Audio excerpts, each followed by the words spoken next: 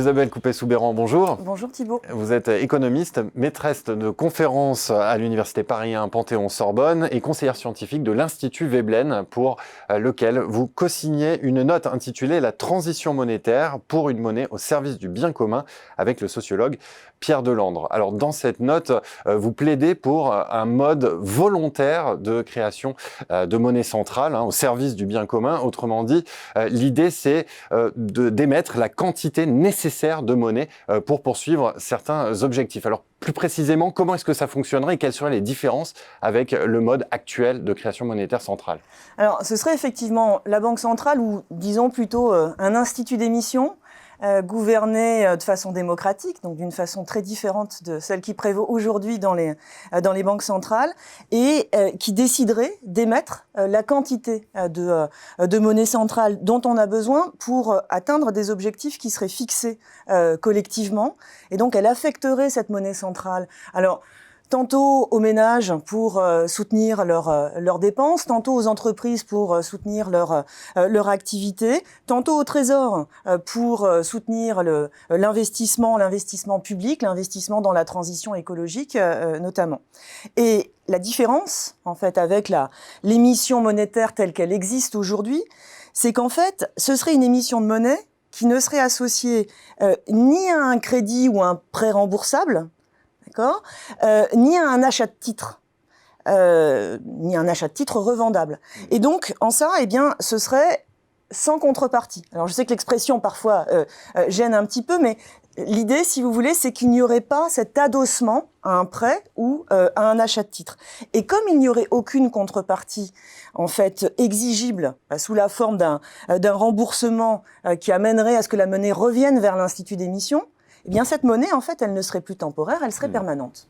Alors, vous écrivez que les politiques d'assouplissement quantitatif, le quantitative easing, initié par Mario Draghi en 2015, et ces politiques se sont accélérées d'ailleurs depuis, notamment à l'occasion de la crise, vous écrivez que ce quantitative easing a ouvert la voie à ce mode de création monétaire centrale. Alors, en quoi? Alors, oui, on dit ça. On dit en effet que ça a ouvert la voie, mais attention, en fait, ça a ouvert la voie sans aller dans le sens du bien commun que nous recherchons. Alors, je vais préciser un petit peu les choses. En fait, avec le quantitative easing, eh bien, ce n'est plus la demande de liquidité des banques qui pilotent la création monétaire de la Banque centrale, c'est la Banque centrale qui décide de la quantité de titres qu'elle va acheter sur le marché. Et c'est ça qui l'amène donc à créer, d'accord, la monnaie centrale. Alors, bien sûr, elle continue de prêter également aux banques, mais il y a une masse croissante de monnaie centrale qui est créée de cette manière en achetant des titres. Et vous voyez qu'en fait, ça a un caractère exogène au sens où l'initiative, elle vient de qui ? Elle vient pas du demandeur de liquidité, elle vient de l'offreur de liquidité, elle vient de la banque, alors que traditionnellement, la monnaie bancaire, elle présente un caractère endogène, c'est-à-dire que elle est créée en réponse à une demande, et c'est le demandeur en fait qui a l'initiative. Donc ça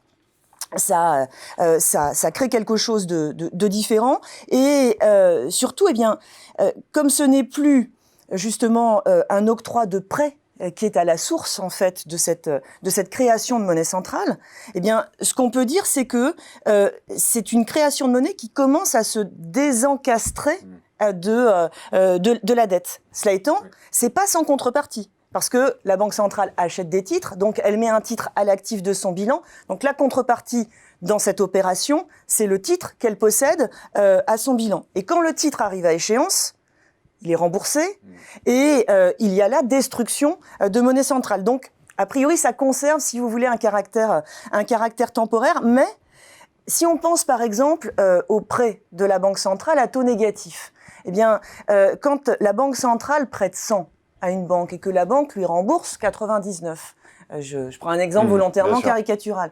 Eh bien, en fait, elle crée dans cette histoire 99 de monnaie temporaire et 1 de monnaie permanente. Ça veut dire que la monnaie désencastrée de la dette est permanente, d'une certaine manière, ça existe déjà, mais elle n'est pas dirigée là où on le souhaite pour le moment. Et qui en profite ? Eh bien, justement, qui en profite, c'est pour le moment le secteur bancaire et financier exclusivement. Et c'est en cela que ça ne va pas dans le sens du bien commun, d'accord. Et je crois aussi, si vous voulez, en tout cas c'est ce qu'on met en évidence dans la note, que ça étend considérablement le pouvoir et l'emprise en fait de la finance. Et là, il ne s'agit pas que des banques, c'est ça qu'il faut bien comprendre. C'est-à-dire que en fait toutes les sociétés financières aujourd'hui, donc y compris des sociétés financières non bancaires, d'accord, qui détiennent des titres éligibles à ces rachats de la Banque centrale, ont un accès au guichet de la Banque centrale. Et donc, les titres qu'ils détiennent, de ce fait, sont de la quasi-monnaie, d'accord. La Banque centrale, au fond, est devenue la banque de tous les financiers. C'est la banque des banques et la banque des financiers. Les financiers ont un accès direct à cette liquidité ultime. Ils ont donc le pouvoir monétaire. Et c'est ce qui s'opère avec les achats d'actifs. Ça financiarise la monnaie. Je pense qu'il faut lutter en fait contre cet accaparement du pouvoir monétaire par la finance. C'est à la société tout entière de bénéficier de cette monnaie désencastrée de la dette et permanente. Et ça devrait servir aussi à faire aller la monnaie vraiment là où on en a besoin. Donc pour réparer les maux de la société. Donc la justice sociale, la transition écologique, la santé, l'éducation. En gros, tout ce qui relève du bien commun. Alors, vous dites que ce mode de création de monnaie centrale sans contrepartie et permanente, il ne remplacerait pas le mode actuel, il viendrait en complément. Alors, comment est-ce que les deux systèmes pourraient s'articuler ? Alors, déjà, petit retour historique, en fait. Dans la première partie de la note, on prend un peu de recul historique. Vous revenez au Moyen-Âge. Ouais, c'est ça. Et en fait, ça nous sert à montrer que la monnaie bancaire n'a pas toujours été là, qu'elle a eu un très très long moment d'installation entre le 15e et le 19e siècle. Elle a permis l'essor du capitalisme marchand et industriel. Et cette monnaie bancaire, eh bien, c'est fondamentalement celle du capitalisme marchand et industriel. Et la transformation de son mode d'émission par les achats de titres, alors qu'on a d'abord observé au niveau des banques, et aujourd'hui, du fait de ces rachats d'actifs des banques centrales, eh bien, au niveau des banques centrales, ça a façonné la monnaie selon les besoins de la finance. Et cette monnaie de titres, en fait, qui est le résultat de ce mode acquisitif de monnaie centrale, c'est la monnaie des échanges financiers. C'est la monnaie du capitalisme financier. On aura toujours besoin de ces échanges quand même. Ah, évidemment, vous avez raison, on aura toujours besoin demain d'échanges marchands et d'échanges financiers. Mais on va aussi avoir besoin, beaucoup, me semble-t-il, de démarchandiser, de définanciariser, de prendre soin de nos communs.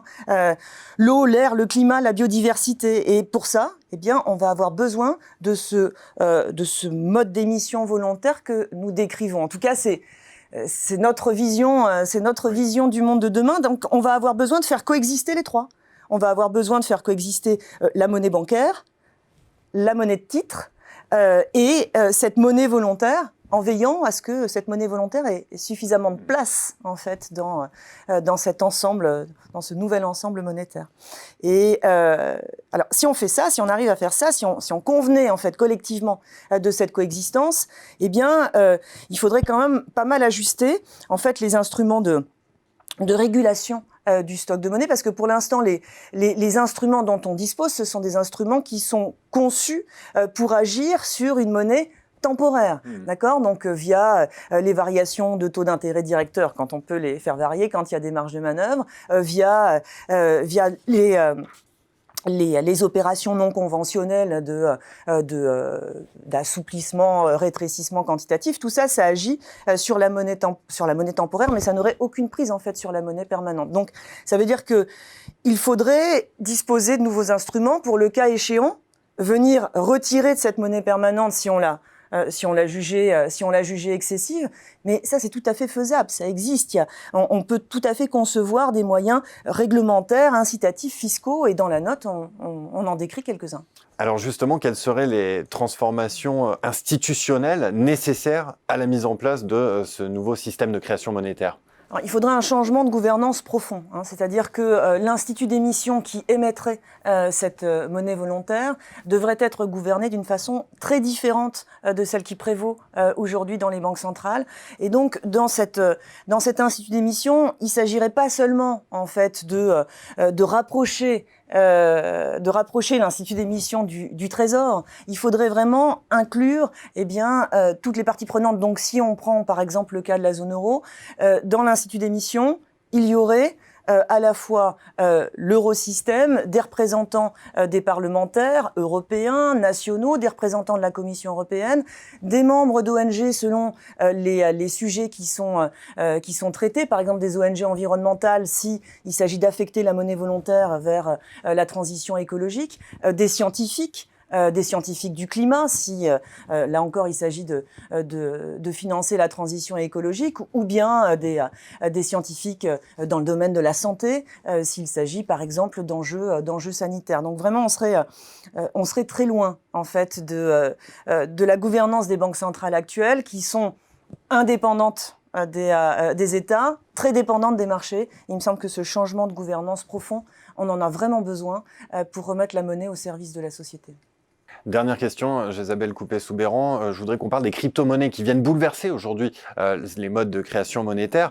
Il y a l'euro numérique qui est en projet à la BCE, même chose en Chine, qui va bientôt lancer un yuan numérique. Est-ce que ces crypto-monnaies ouvrent la voie vers ce mode de création monétaire volontaire, comme vous l'appelez ?